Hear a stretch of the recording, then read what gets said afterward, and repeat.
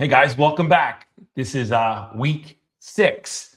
And last week we covered preferences puncture peace. And that was one of my favorite episodes. That was a good one. I enjoyed that one too. That's one that'll liberate you and your relationship and everything else.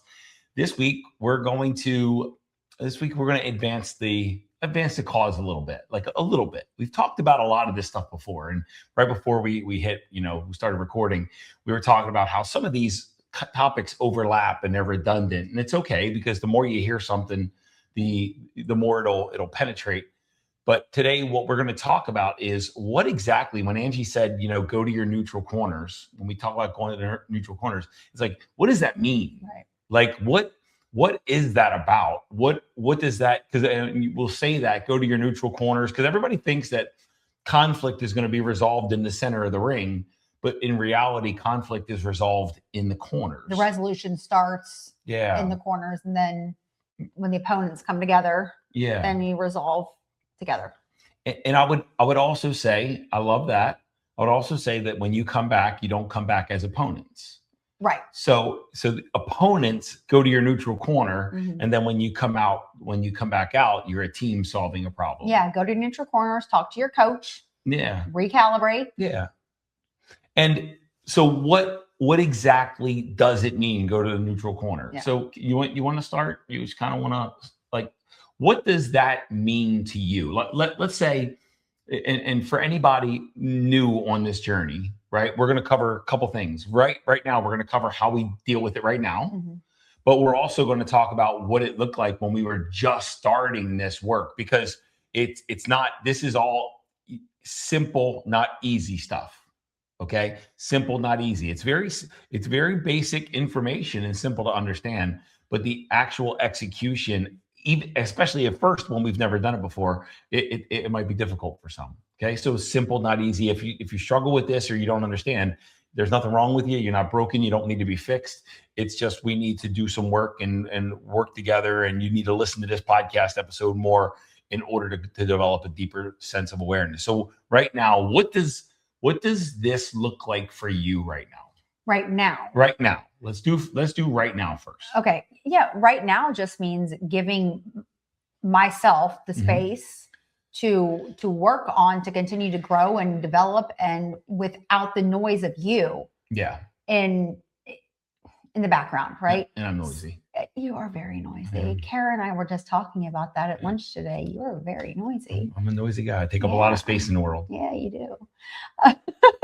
I love that. She always says I'm man spread because my legs are out. I wish you guys could see how we're sitting. I'm like this. She gets pushed out of the. My little legs are crossed, and he's. I've always wanted to take up more space. I want to take up more space too, but I don't have the room right now. No, so man spreading. You're man spreading. I want to take a picture of this. You're man spreading. No, it means in the mornings when we come downstairs, we give each other that quiet space. And whether I sit with our cat in the morning and I read my devotional and I go through, the whatever verses I'm working on that day, and I contemplate and I talk to my cat and I scroll, and just that space that gives me ready to interact. And it's also I'll get up from one room to go to the bathroom, and he'll try to stop me. I'm like, no, no, not now. She just keeps walking through. It's just, again, every single week this comes up. It's communication. It's just saying, hey, I just need some time. And to me, that's what it is right now, because there's no conflict. For us, and that's what it looks like in, let's say, in the absence of conflict. Yeah. Okay. And same, I love it. And there was a time during our lives together where we always thought we needed to be together, and we always thought like there was no separation of Mike and Angie. And now, like, Angie just got back from lunch with Kara, and I was here. I was in my zone. I was where I wanted to be, and she went out and she did what she wanted to do. But so there's a separation, but also, in the morning we sit in different rooms. And sometimes when Angie's watching certain shows, which I love, we sit in separate rooms at night too. And I love that too, but we're just in the same house. Now, time alone. Got it. Yeah. Now, what does going to your neutral corners in conflict mean? When you're, let's even take conflict out. Yeah. What does go to your neutral corners look like when you are triggered by something or anything? That's tough for me to And it doesn't even have to be articulate. me. Right. What when you're feeling uneasy, when you're feeling anxious, when you're feeling like something is wrong, what does that look like for you? For me, it's stopping in the moment and recognizing that there's nothing. First of all, understanding and recognizing that the person is not trying to intentionally trigger or whatever, and seeing drill. It's drilling. Like what emotion are they hitting? Like where is that coming from? So drop into your body. All the drill method, right? And going through that and saying, okay, is this a me thing? Yeah, it's just figuring out that it's a me thing. I'm the one getting triggered. And now, do people do things to intentionally trigger someone? Absolutely, but the people in my life don't do that to me. Right. And that's the first step. Not for me intentionally. Not intentionally, like for funsies sometimes. I mean, our group text sometimes is funny. Triggering intentionally, Funny. but recognizing it's a me thing, not a you thing. Yeah, and I'm going to keep diving in because I don't think we've hit the mark yet. Okay. I don't think we've hit the mark yet. I don't think I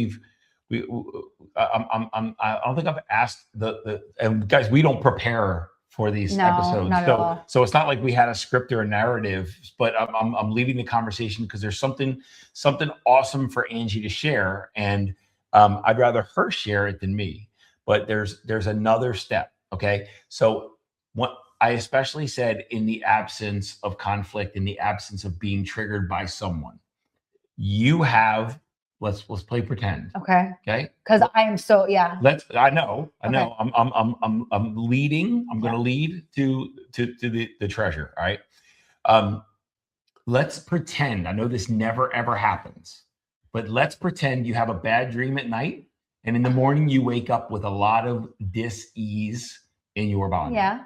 Like it never happens, right? No, never. Is that sarcasm? Very sarcastic. It happens a lot. Remember that time you cheated on me in my dream, and I woke up so mad at you. He was going to come down and shank a bitch. And I was so mad and shank at him. Me. And I'm sorry. Don't know what to do, right? I'm just sitting there. I'm like, oh, I've been in this house for like 14 days. I don't know. Don't cheat on me in my dreams, but anyway, like I think that's a good example. Okay. You get triggered at night with a nightmare, and you come downstairs. What would have happened in the past? My experience is what would have happened in the past is you would have held on to that anger and you would have used it against, not just against me because of the dream. It would have made my whole day miserable. It would have ruined your day, right? So, certainly. And then you would have projected that anger into the world. You would have projected that fear into the world. You would have projected. I would have allowed it to ruin my. What do you do now? What does that look like? I just let it go. I let it go. Okay. How do you do that? I drill into it.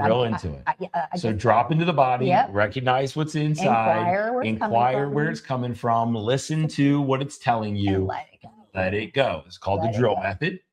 And so what is my part when you get triggered at night and you have dis-ease running through your body? What do I need to do to solve that? Not a damn thing. Not a thing. Not a damn thing. And this is what we're talking about when we say go to your neutral corners. Yes. This is not my cleanup work. Yes. What happened with Angie in that situation is her cleanup work. There is nothing for me to do. Right. And there's this often the savior complex. Let me make you feel better. Let me make you feel better. But literally, there is not a damn thing that I can do in that moment to release the anxiety, the anger, the fear, whatever's in there. There's nothing I can do. I didn't create it. I didn't cause it to happen. I didn't trigger it. It happened, and it's Angie's cleanup, and it's Angie's responsibility. This is what I'm talking about, going to your neutral corner. Yeah. Like our business has taken, it's compressed. Right now, we are back at 2022 levels-ish, 2022, 23. Yeah, 23. 2023 levels. We're right where we were. We're still making more money than I ever made in corporate. Our income is high. Our expenses are a little heavier because our quality of life kind of crept up there. But the point is we're still doing really well. We're still paying all our bills. We're not financially strapped. It's we're running thinner than we're used to over the last couple of years.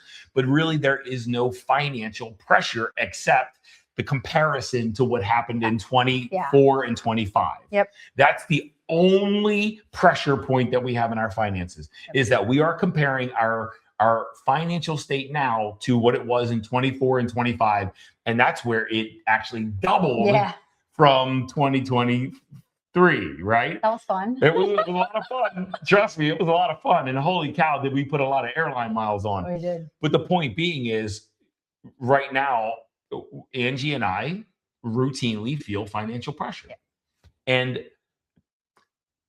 when Angie feels triggered, financially triggered, or when her money fear starts to creep up, there's literally nothing I can do about it. Yeah. And what projection would have been in the world, what could have been, right? And when we were living in our victim states, is she tells me I got to go get a job. She tells me that I've got to do whatever XYZ. She tells me that I've got to find another stream of income. Because I'm trying to tell you how to fix my fear, how to quench the fear, how to calm it down. She's trying to get me to do something different because of the emotions running through her body. Yeah.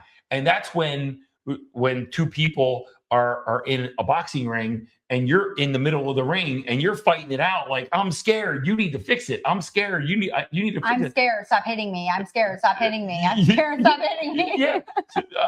I'm feeling this anger. I'm feeling this emotion. You need to do something to take it away. I'm going to project it onto you. I'm going to scream at you. I'm going to yell at you. I'm going to blame it on you, right? The 5 weapons of the week, right?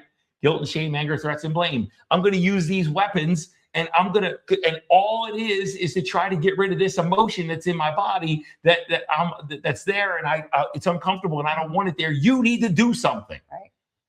And that is how 85-90% of our relationship was at one point. It's I'm feeling uncomfortable, and I'm going to put that on you and project it on you. But let's be real here. How hard is it for you to not try and fix that when that happens? Oh, it's terribly difficult. Oh, for sure. It's terribly difficult because then I project it onto me, right? Like, oh my God, I got to do something, right? Or what is she thinking of me? Or what do I have to do to get? Yeah. I can see it when my fear comes up, when I start to express a fear or I express a dream. A lot of my stuff comes out through dreams. And just the other night, I had a dream that we were living in a basement apartment, and we had to leave our animals at this house while we were transitioning and selling this house, and just woke up in an absolute, just the boulder in my stomach. And I remember telling him about that. I could just see him wanting to fix my dream. I don't want my wife to suffer. I don't want my wife to be in pain or suffer. But in reality, this is her work. This stuff, I'm gonna do the old metaphor again, right? The old visual. If you're watching, you can see it, but if you're listening, I'm gonna describe it. In my left hand, pretend I'm holding an orange, and in my right hand, I've got my index finger out, and I'm making a fist, and I got my index finger out, and you take the knife and you plunge it into the orange, and you wiggle the blade around a little bit. And you pull the blade back out. What happens to the juice in the orange? The juice gets released. The juice comes out. Yep. Did the knife create the juice? No, the juice was already there. The knife just revealed the juice. That's exactly right. So did that dream create the emotion that's in your body? Oh gosh, no. That's been there. Did the dream trigger it and show you that it's there? And that it's still, yes. And that there's still layers of that need to be released. So the dream revealed the fear. Yep. And now let's pretend that you had a very traumatic childhood that was very impoverished, that was very scarce, where you didn't know the next meal was coming from, and you didn't You didn't know where you were going to live from moment to moment. And you didn't know, television comes in and then the television goes and gets sold for heroin and your Walkman gets stolen from you or broken. All of these things. Let's say you lived up in that kind of dark, really strugglicious, poverty-stricken childhood. Do you think there's a lot of money fear? Oh, gosh, yes. All right. Now, is there anything I can do to fix it? No. Did you, in the past, back in the day, back in the dark, did you think it was my job to solve it? Oh, gosh, yes. That's when you lost that second job, when you got fired that second time, and then you said that you were never going to go work for someone again. Yeah. My reaction was, I freaked out and no, you need to go get a job. We need 4 weeks vacation, 401k, insurance. You work 40 hours a week, 9 to 5, Monday through Friday, and that's how it goes. And yeah, I fully expected you to calm that fear. So with the amount of money that you wanted me to make back then, it took 60 hours a week, and then I got guilted and shamed that I was working so much, right? So, but not even when this showed up our whole relationship, and there's nothing. I'm not blaming any of this. We just lived very unconsciously. We were unaware of all this stuff, so we just thought this was just how marriage was, right? Like we said in previous episodes, we just thought marriage was hard, and we were just like, this is just how marriage was. But the point being is, even before I got fired, when I was already making a lot of money. Oh yeah, you should be getting a raise. You should be making more. That person's making more. That person's making more. That person's making more. It was constant and never stopped. Yeah, and it was you wanted more. You were scared of running out. We had blankets.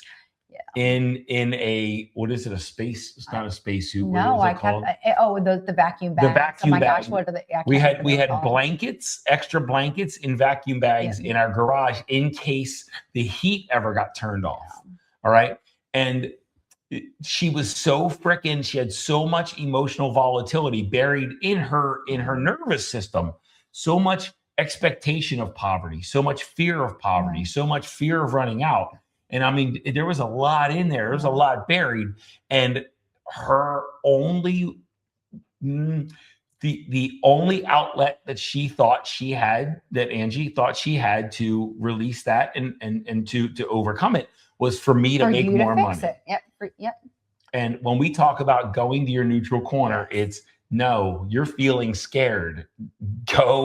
Go take some time and sit with that, drill into it, drop into your body, recognize what's in there, inquire into it. Where did this come from? Why is this showing up? Why am I being triggered by this?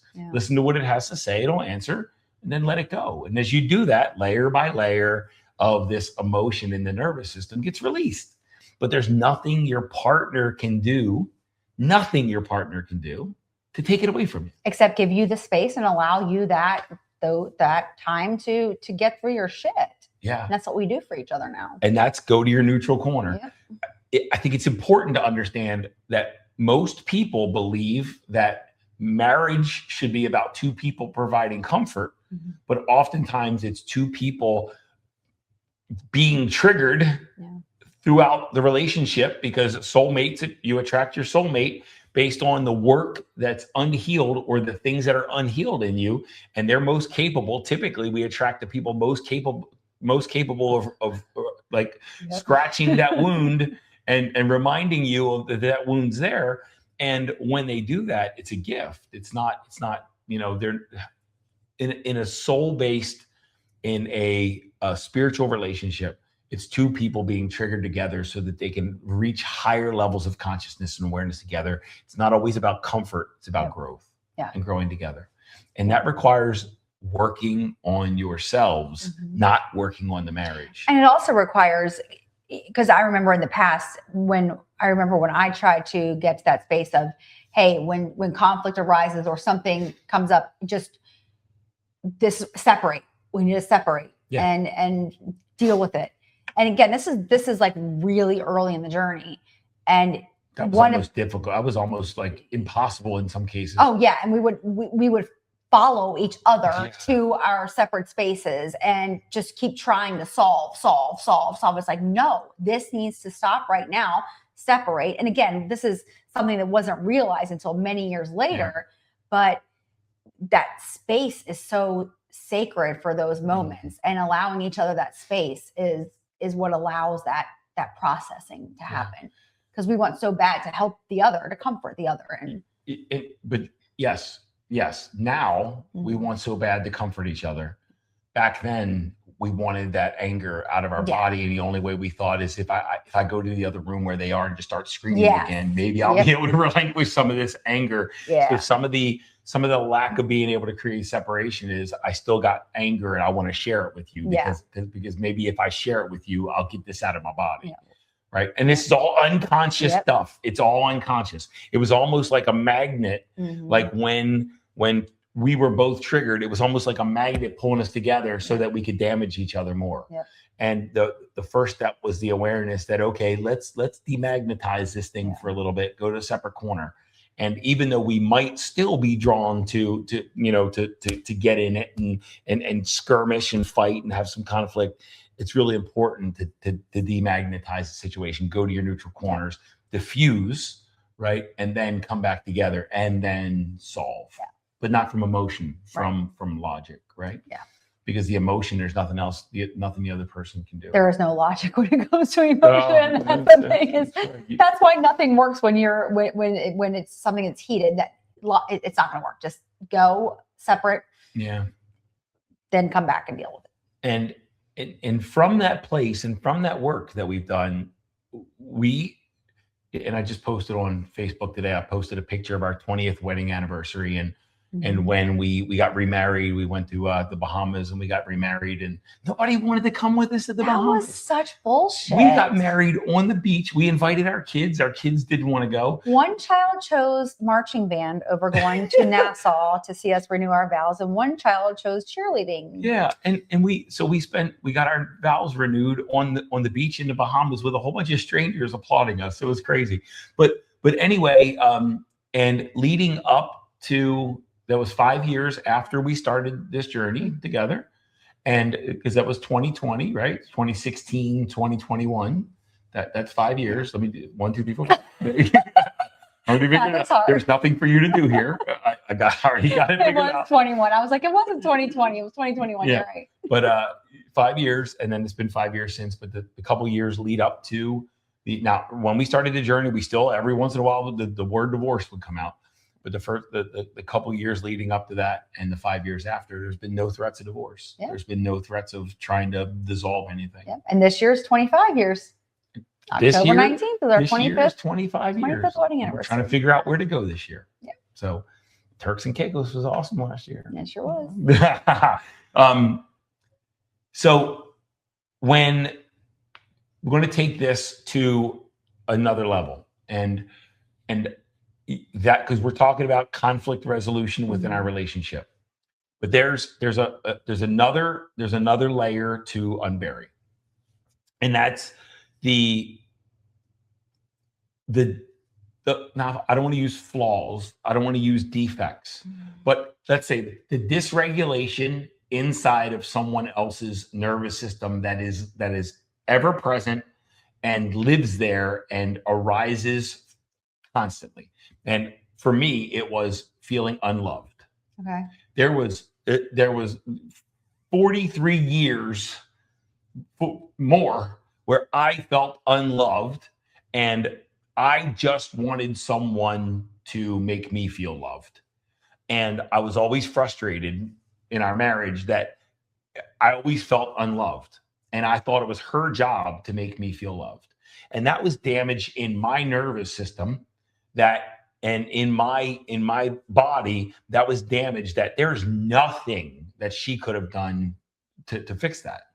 And there's so many of these things, right? That, like, she wouldn't even need to trigger that. She would just need to not solve, I'm feeling unloved, and suddenly I'm blaming her, guilt, shame, anger, threats of blame. I'm becoming a victim. My consciousness just goes to a victim, victim mentality, and thinking that there's something she did wrong and she needs to do because she's not doing X, Y, Z. Next week, we're going to talk about the 5 love languages, which is going to be a lot of fun. Unfortunately, it's going to be the week after Valentine's Day. So that's unfortunate, the timing. We did discuss switching them around before we did. started recording today, but we thought that the flow of what we have is what works. But I am excited for that one. Yeah, it is. That's your favorite topic. You like Juicy. you love to piss the ladies off and make them realize that they're just being victims. But those things, those patterns of emotional dysregulation, those inner conflicts, right? They cannot be resolved by something or someone outside of you. And oftentimes when we feel lonely and we don't want to feel lonely, we'll enter a relationship. When we feel scarce, financially scarce, we want to go make money. When we want to feel I don't know, successful, we try to go out and build our business and grow our business to feel successful. We want more clients, so we feel more successful. But these are all nervous system issues. They're not circumstantial issues. Yep. And this is why someone sets these big goals, crushes, gets to the goal, and still feels the exact same way, because they're trying to rearrange their nervous system from things outside of them, and they're thinking that something can solve what's that dysregulation inside. And the only thing that can solve the dysregulation is drop in your body, recognize what's in there, inquire within. What are you asking me? Why are you showing up? What are you telling me? How did you get there? Listen to what it's telling you and let it go. But I would say from experience is that when you do achieve those things, there is that momentary that, okay, and I can speak from this when our income went up, right? Mm-hmm. Because financial poverty is my biggest fear. Scarcity is the one of the biggest things that I personally am constantly working on. And so when we experienced that big upshift in our finances last year, the year before, it was like, oh yes, okay, cool, this is all resolved. Right. And then as soon as it went away, it was like, oh shit, no, it's not. Yep. Oh shit, no, it's not. And I think that was just God's way of just showing you're still a little dependent. Yeah, I'm not dependent. I'm a lot independent. I'm a lot independent. I'm working on it. And look, I'm not a religious man. I'm not. But you just said the G word. Yep. Right. I'm not a religious man. I'm a very, very, very spiritual man. And my spirituality is my faith in spirit, in the divine, in whatever it is, yep. and the unseen. I don't care what you call it. Angie coined it as the sky daddy. Oh, that wasn't mine. I got that. Oh, she heard it from somewhere, but that was good. I don't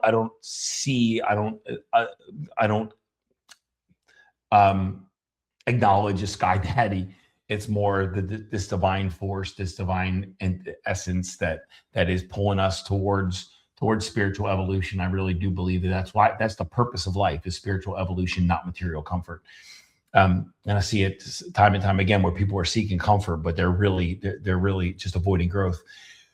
The point being is, I believe that God loves us so much that God creates those situations so that we can evolve, because all God wants, I'm getting emotional. All God wants, God's primary intention for us is not material comfort.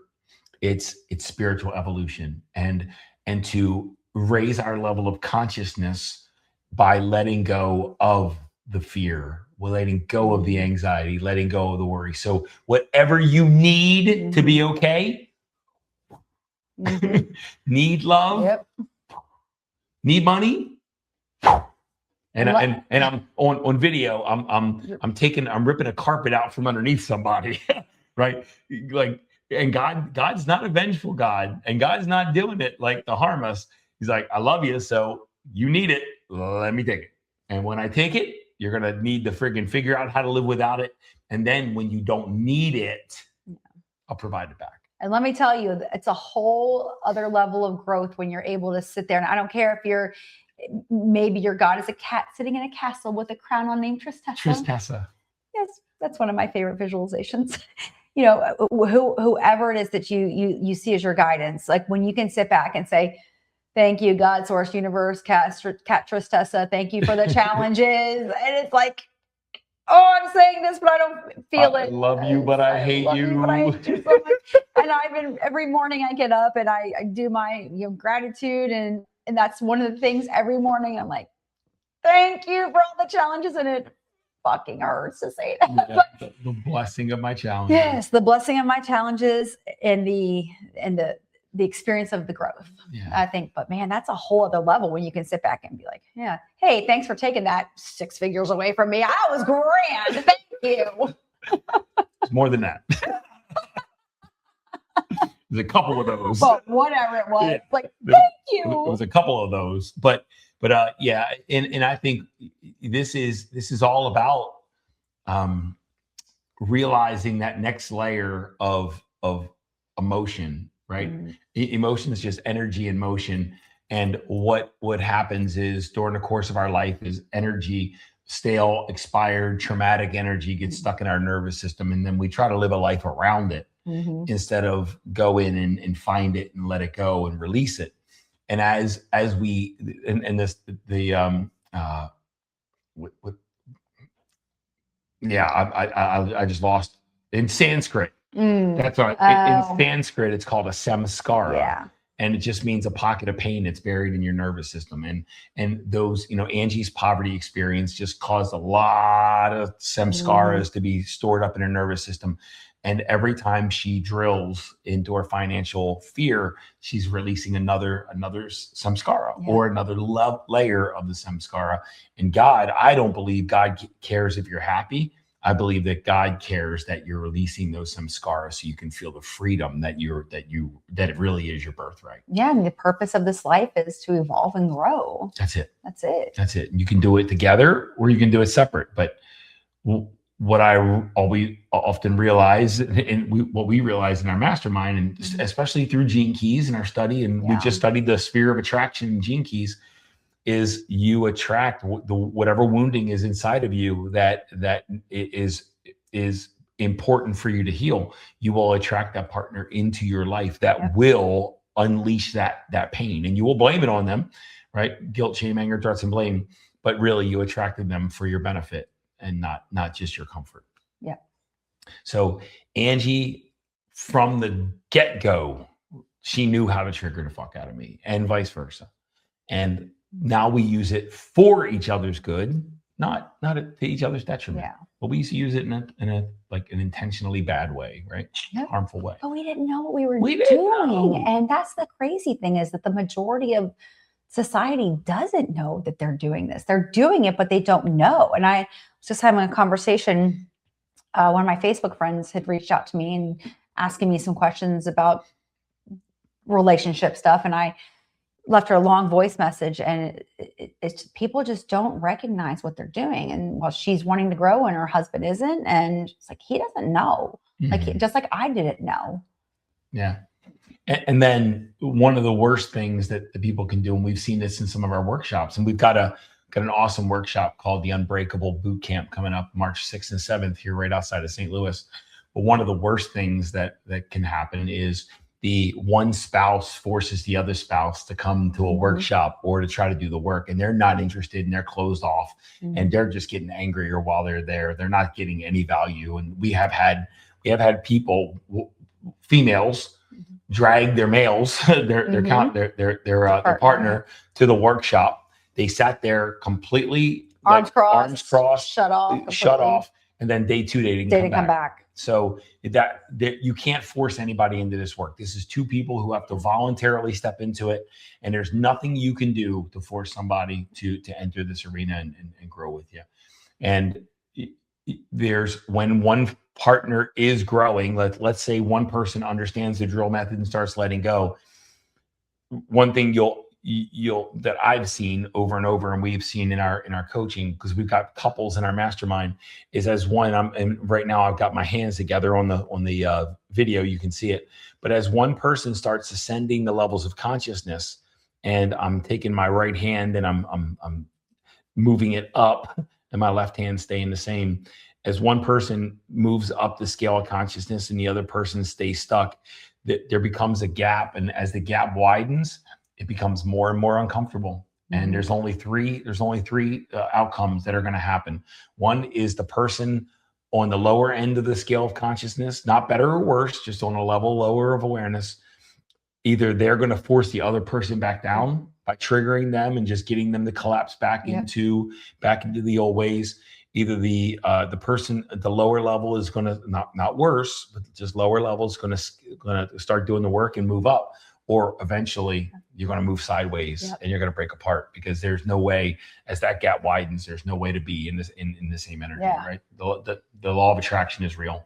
And at some point you're going to demagnetize. Yeah. And I remember being the person trying to pull you back down. Yeah. Because I wanted to be back to where I knew was comfortable, even though that comfort was absolute shit show. Okay. So we're going to try to do this again, though. Last time we got it wrong. Well, you got it wrong. I'm blaming you. I didn't get it wrong. You got it wrong. I just could not add 5 numbers together. That's not it. That's not it. I know. So the reason that you were trying to enter familiar circumstance, what's the only job of the nervous system? To keep you alive. And how does it keep you alive? Keep you in familiar circumstances. Keep you in familiar circumstances. That's 2. And why does it try to keep you in familiar circumstances? Because it feels safe. Oh. Because it knows how to keep you alive there. Okay, same thing to me. Because it knows how to keep you alive there. Okay. And if your nervous system only knows how to operate in an abusive relationship, so it's going to keep safe. It's not safe, but it's familiar. And it tries to keep you in the familiarity of that abusive relationship, because it doesn't know how to keep you alive in a safe relationship. And that's all that was, is the safety in me was growing, but the safety in you wasn't growing. It was actually getting like amplified. The negativity was getting amplified. And your nervous system's like, woo, woo, woo, warning, warning, warning. And all you tried to do, it's like, you need to get back down here with me, because I don't know how to operate without conflict. I don't know how to operate without drama. I don't know how to operate without chaos. And that's why you tried to pull me back down, to get me to freaking fight, because you knew how to operate there. God, that was so dumb. It was fucking stupid. No, it's stupid having this human body, this animal that we're wearing. It's stupid. It's ridiculous. But just like after we started healing our relationship, and as peace settled into our relationship, our kids started trying to incite conflict in us. They tried to trigger us. They tried to initiate chaos, because their little bodies were addicted to it. And when you're addicted, when you're addicted to chaos, peace feels like boredom, and peace feels unsafe, right?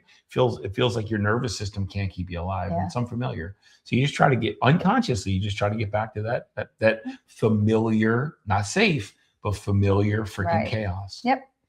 And go into your neutral corners. The only way to make this shit go away. To happen, to start to resolve stuff. Anything else to add? You did a great job today. Well, I got 2 out of 3 right. I did not add up my numbers, but I made it. I'm gonna get my buzzer. That'll be fun. Wrong. Your Aries loves being wrong, doesn't it? Oh, I will throw the buzzer at you on this video. She's gonna go write down all the notes of what she got wrong. She's gonna go study. So thing is, I hear this stuff all day, every day.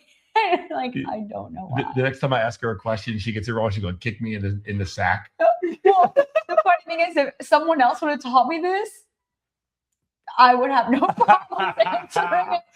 And that's the great thing about this. But no, this is great. This is being a lot of fun, and I can't wait for next week. Yeah, next week's going to be fun. But I just thought of something. Angie. So we do a lot soul sciences. I'm a lover of soul sciences. I'm a lover of astrology and gene keys and all that stuff. And she's Aries. She's got an Aries sun. So she's got an Aries personality. And Aries don't like to be taught directly. Aries do not like to be instructed. Aries do not like to be directed. Aries do not like to be told what to do. Shadow Aries, let's say that. If you tell Aries what to do, even if it's exactly what needs to be done, they will do it the exact opposite just to freaking piss you off, right? You don't tell an Aries what to do. You might make some suggestions. It's just like a cat. but you don't tell an Aries what to do. And here's my experience of Angie. I'll sit here and teach, and I'll be at a workshop, and I'll teach and teach and teach and teach. And she's acting completely disconnected and uninterested, and like she's not listening. And I've heard it a billion times. And like if I try to teach her, she's dismissive. I know that, right? The Aries comes out. But then what's really cool is then she gets on a call and she teaches what she's learned. I can't let you know you impacted me. And in the book Inner World, Outer World, where she wrote a foreword, and it's what people say it's the best part of the book. She said something like about my ego. I'll drop my ego for a second because I can't, or I can't possibly tell him how great he is. Oh yeah. Don't tell him that. Yeah. No. He's great, but yeah, we're not going to tell him that. No. This work works. Yes. And one of the things that Angie shared in Inner World, Outer World is even when she was dismissing me, back in the day, she said, and I'm getting emotional, Mike's work and Mike's teachings got me through some of the darkest times. And I don't care if she listens to me or not, as long as it gets us through some dark times and rough times and gets us into the light. I don't care if you dismiss me or you roll your eyes at me, but I love you that much that I just want to see it through with you. And your work is very powerful. And I definitely do listen. I just can't let you know that. And she leads our women's group. And I sit up at the top of up in the sitting room, and I can hear her talk, and I can't hear the contents of the conversation. But what I can hear is her being a powerful leader and a powerful guide and a powerful mentor. So whatever work she's done, it's working. All right. People are coming. We've had people in our mastermind say, I'm here for Angie. I'm not here for you. I'm here for Angie. And that was like, and they were like, don't take it personally. But what they don't realize is they just lit my soul on fire, because I know that everybody should be here for you. All right.